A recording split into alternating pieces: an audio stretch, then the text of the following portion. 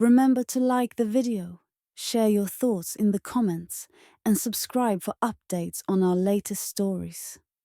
I never thought a simple sleepover at my best friend's place would turn into something so unforgettable, lingering in my mind long after that night. It wasn't just the unexpected events, but the emotions they stirred, the quiet moments in between, and how everything unfolded so naturally, as if it was meant to happen. It all began with an invitation, casual and innocent. "Hey, you should stay over this weekend," Sarah had said, her voice light and inviting over the phone. "It's been forever since we had a proper girls' night." She wasn't wrong. Life had gotten busy. Too busy. Work, responsibilities, and the daily grind had chipped away at my social life. And I hadn't realized how much I missed the simplicity of staying up late, talking about everything and nothing, wrapped in the comfort of friendship. I agreed without hesitation. We settled into the living room, catching up on everything we had missed. Relationships, work drama, funny little anecdotes. The evening stretched on, and I felt lighter, more at ease than I had in weeks. And then he arrived. Her brother, Ryan. I had met him before, years ago, when we were all much younger. Back then, he had been a quiet, lanky guy who mostly kept to himself. But the man who walked through the front door that night was someone else entirely. He had grown into himself, tall, confident, with a presence that shifted the air in the room. His dark hair was slightly tousled, as if he had just run his fingers through it, and his deep-set blue eyes carried something I couldn't quite place. He looked at me, and for a brief moment, it felt as if time hesitated. "Long time no see," he said, his voice smooth, his lips curling into a smile that was neither forced nor fleeting. "Yeah," I replied, sitting up a little straighter. "It has been a while." Sarah, oblivious to whatever was happening in my mind, waved him off. "You're home early," she said, eyeing him. "Plans fell through," he said simply, setting his keys on the counter before glancing back at me. "It's nice to see you again, though." The night continued as planned. Laughter, more wine than I had anticipated, and a nostalgia that made everything feel warm and familiar. At some point, Sarah fell asleep on the couch, leaving me alone with Ryan in the dimly lit living room. "I was hoping we'd get a chance to talk," he said, leaning back against the armrest, his eyes never leaving mine. I raised a brow. "Oh, about what?" He hesitated, then exhaled a quiet chuckle. "I don't know, I remember you from before. You were different back then. Or maybe I was." I studied him, the way his fingers tapped against the edge of his glass, the way his jaw tensed slightly, as if he was measuring his words. "We all change," I said finally. "It's been what? 15 years?" 16, he corrected. The realization settled between us, unspoken but heavy. 16 years since we had last been in the same room together. 16 years of separate lives, different experiences. And yet something about that moment felt strangely familiar, as if no time had passed at all. He leaned forward slightly. "Do you ever think about how different things might have been?" The question caught me off guard. I blinked. "What do you mean?" He tilted his head, his gaze thoughtful. "If we had met at a different time, under different circumstances." I swallowed, suddenly aware of how close we were, how the air between us felt charged in a way that hadn't been there earlier. "I don't know," I admitted honestly. His lips pressed together. Then he smiled. almost as if he had expected that answer. "Maybe it's better this way," he said softly. "Maybe some things are meant to happen later, when we're ready for them." I didn't respond, but I didn't have to, because in that moment, something shifted, undeniably, and I knew without a doubt that the night was far from over. The quiet between us stretched, filling the room with a tension that was thick enough to cut with a knife. Ryan's eyes were still on me, and I could feel the weight of his gaze, the way it lingered like an unspoken invitation. I wasn't sure what to make of it, but there was something about the way he spoke, the way his presence seemed to settle in the space between us, that had me feeling something unfamiliar. I took a sip of my wine, trying to steady my thoughts, but my fingers were suddenly shaky. I had known him for years, or at least I thought I had. But now, as an adult, there was a layer to him I hadn't seen before, a depth to his expression that was both intriguing and unsettling. "So, what did you have in mind when you said you wanted to talk?" I asked, my voice sounding steadier than I felt. I needed to break the silence. I needed to know if he was testing me, or if this was just the alcohol talking. Ryan leaned back, eyes narrowing slightly as he watched me. And for a moment, I couldn't help but wonder if he was trying to gauge me, to read me the way someone would read an unfamiliar book. It was almost like I was a puzzle to him, and I didn't know if I wanted to be solved. "I don't know," he replied, the corners of his mouth twitching into a smile. "I guess I've been thinking about what it means when two people reconnect after so long. The things they say, the things they don't say. It's like it all means something more." His words hung in the air, and I couldn't shake the feeling that there was more beneath the surface of his casual tone, a hidden depth to his thoughts that he wasn't entirely revealing. My heart rate quickened, but I did my best to mask it with a small laugh. "Well, I'm sure we both have our reasons for staying in touch after all this time," I said, trying to keep the mood light. "And I'm glad we can catch up. It's nice to see you again, Ryan." His smile widened, but there was something almost predatory in it, something that made the hairs on the back of my neck stand up. "I'm glad too," he said softly. "But sometimes people don't realize what they're really feeling until they stop pretending." I felt my throat tighten, my mind racing to keep up with the implication of his words. Pretending? I hadn't been pretending. Had I? Before I could gather my thoughts, Ryan stood up, crossing the room to pour himself another drink. His movements were fluid, purposeful, and every step seemed to draw my attention. I watched as he made his way back to the couch, sitting closer to me this time. Not enough to touch, but enough to remind me of his presence, of the proximity that had somehow become uncomfortable in the space of just a few minutes. He held his drink up. "To old friends," he said, his voice lowering with an intensity that sent a shiver down my spine. I clinked my glass with his, unsure of how to respond. I was caught between a desire to keep things casual and an undeniable pull towards something deeper, something more dangerous perhaps. But I didn't know if I was ready for that. Could I handle it? Did I even want to? So I began trying to shift the conversation. "How's everything been with you? Your work? Your life? You've got to have some interesting stories by now." I smiled, hoping to steer us away from whatever we were circling. He took a slow sip of his drink, his eyes never leaving mine.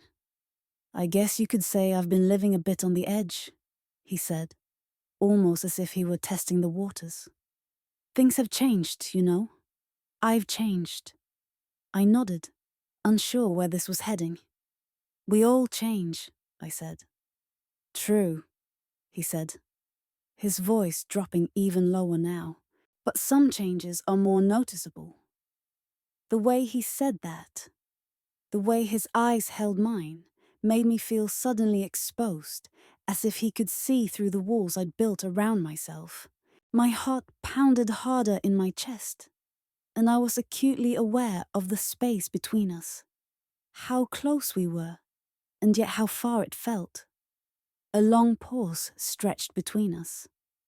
I could feel my pulse in my throat, could hear the distant hum of the city outside the window. But nothing seemed to matter, except for the tension hanging in the room. Finally, he leaned in a little, just enough that I could smell the faint scent of his cologne, earthy and deep. His hand brushed against mine, accidental yet deliberate, in the way it lingered for a second longer than necessary. My breath caught in my throat, and I knew that what came next would be pivotal. That the moment we were in could either fade into a shared memory or spiral into something I wasn't sure I could handle.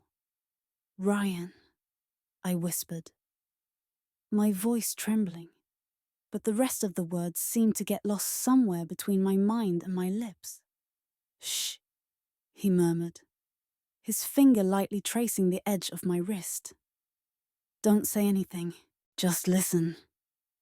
The room felt smaller. The air seemed to thicken. I was intensely conscious of each motion, every subtle shift of his body, the way his touch felt like a flame on my skin. This wasn't how it was meant to be, was it? This wasn't the reason I had come here. But in that instant, I sensed the weight of the situation, the draw towards something perilous, something powerful. I opened my mouth to speak once more, to object or retreat. But before I could, his lips met mine, gentle at first, exploring, then with a sudden intensity that took my breath away. I didn't move back. In fact, the kiss sent a jolt through me, awakening something I hadn't realized was asleep. It didn't feel reckless or impulsive. It seemed like something much more deliberate, something that had been waiting in the shadows of my mind, just beneath the surface, until now. When we finally parted, the world outside seemed far away, muted. All I could hear was the pounding of my heartbeat and the sound of his breath, coming in soft, steady bursts. Ryan didn't speak for a long moment, and neither did I. The tension was still there, thick and palpable, but now it was a different kind of tension, one that made my skin tingle and my thoughts scatter. It was as if we had crossed some invisible line, and there was no turning back. Are you okay? He asked, his voice quieter now, most vulnerable. I nodded slowly, still trying to wrap my head around what had just happened. But deep down, I knew this was the moment that would change everything between us.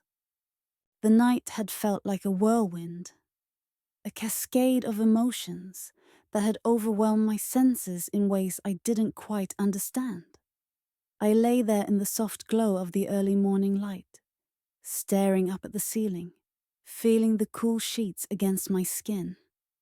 The events of the previous hours kept replaying in my mind, each moment more surreal than the last. The kiss, the way everything seemed to shift in that single act, left me both confused and strangely alive. I couldn't bring myself to move right away.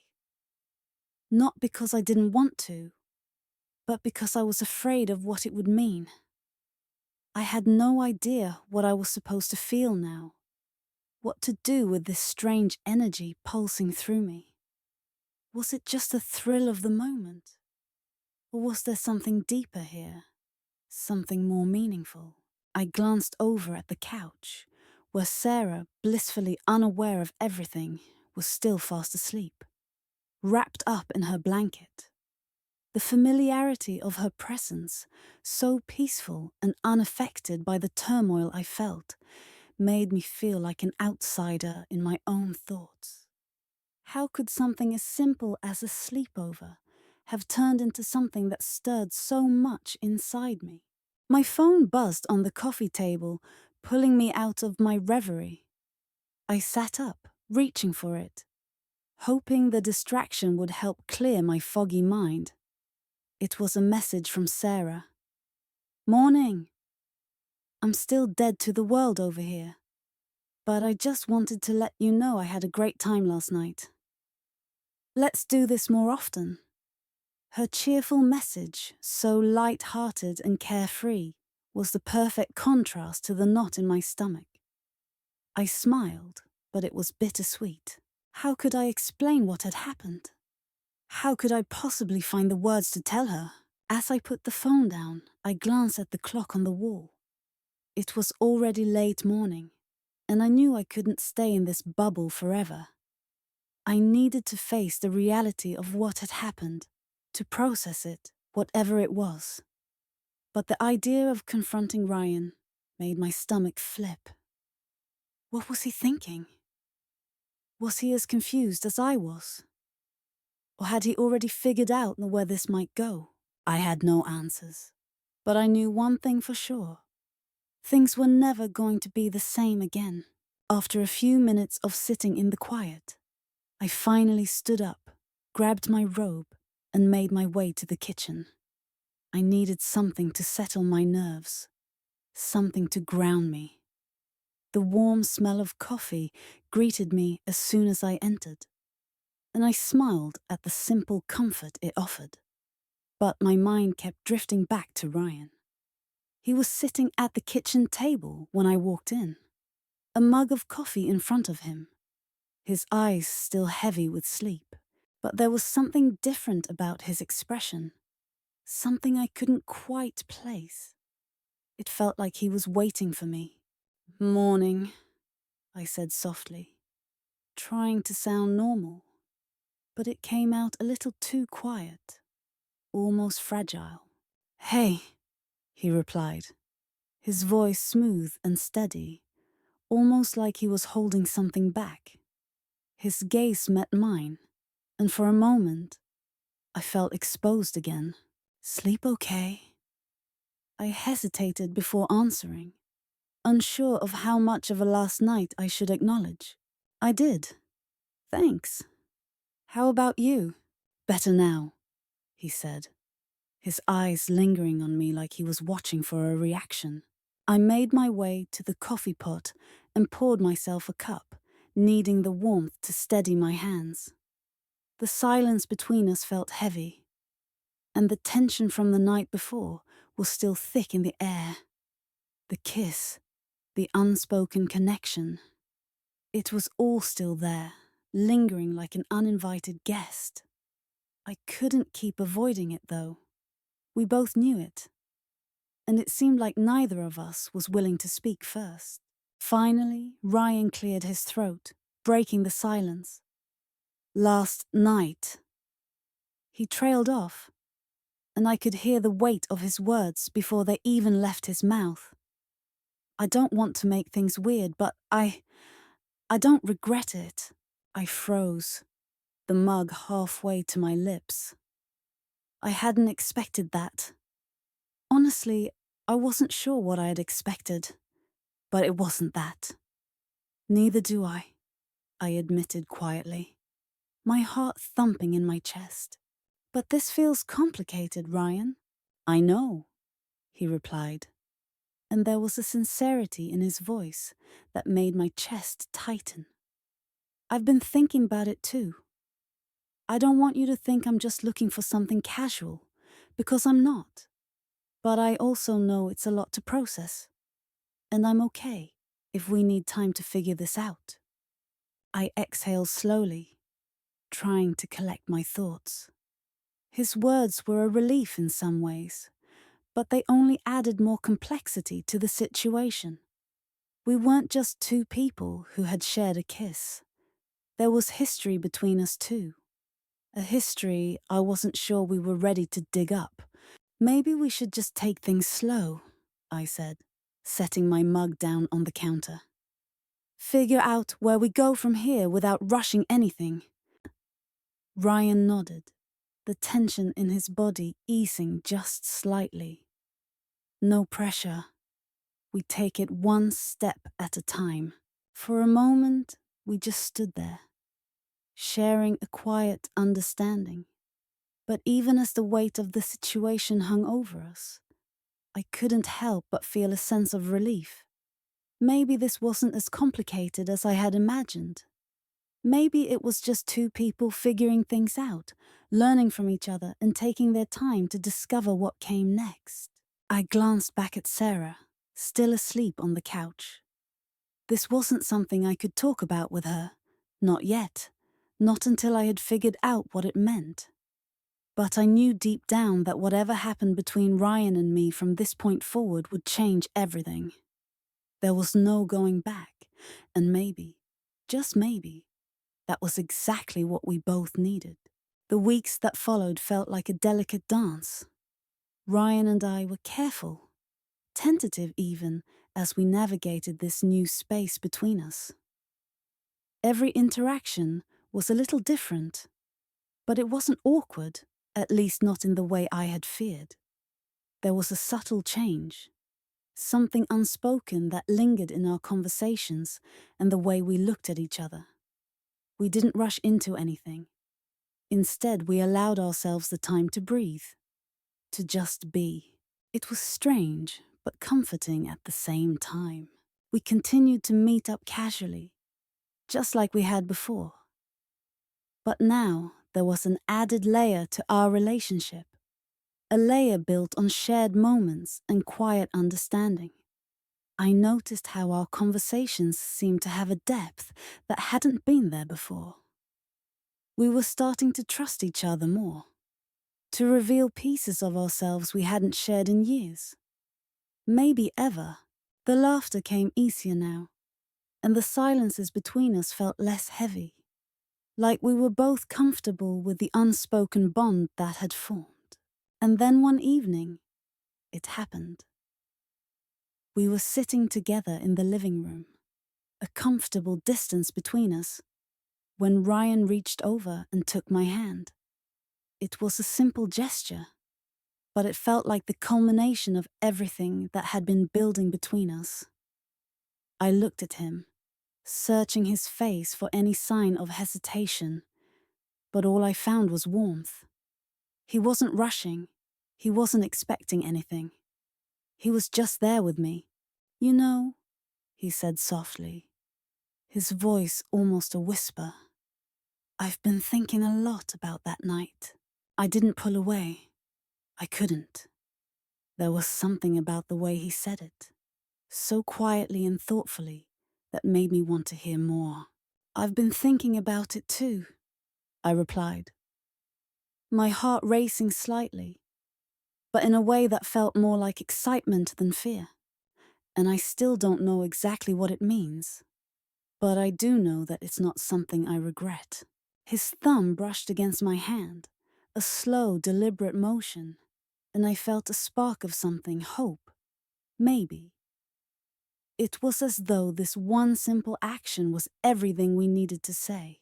"I don't regret it either," Ryan murmured, his gaze soft but steady. "But I don't want to rush into anything either. I just want to see where this goes. No pressure, just us." I smiled then, a genuine, relieved smile that I hadn't realized I'd been holding back. He was right. We didn't need to have all the answers now. The beauty of it was in the uncertainty, in the way we were willing to let things unfold naturally, without forcing anything. "That sounds perfect," I said, squeezing his hand lightly. One step at a time. It wasn't about the rush or the destination. It was about the journey, the quiet moments, the shared laughs, the stolen glances. It was about finding comfort in the unexpected, in the way two people could connect in ways they never anticipated. We didn't have to define it right away. Maybe we never would. But there was something comforting in knowing we didn't need to. The next few months passed in a blur of quiet contentment. There were still moments of tension, moments where the past would creep in, making me question everything. But we always worked through them, slowly building something strong yet still delicate. Our bond was rooted in respect and trust, something I had never fully realized I needed until I experienced it with him. And then one day, after an afternoon spent laughing and talking on the porch, Ryan turned to me, his expression serious. "I think I'm ready for more," he said, his voice low but certain. I knew exactly what he meant. It wasn't about rushing ahead, but about finally acknowledging the connection that had been there all along. I nodded slowly, the words catching in my throat. Me too. And in that moment, something shifted. It was like we both knew that whatever came next, we were ready for it. We didn't have all the answers, but we didn't need them. We had each other, and that was enough. As time went on, we continued to explore what this new phase of our relationship meant, never forgetting the journey that had brought us here. There were challenges, of course, and moments where doubt crept in. But we faced them together, supporting each other through everything.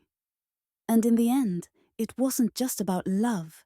It was about the friendship that had been there all along, quietly waiting to be noticed, to be acknowledged. It was about growth.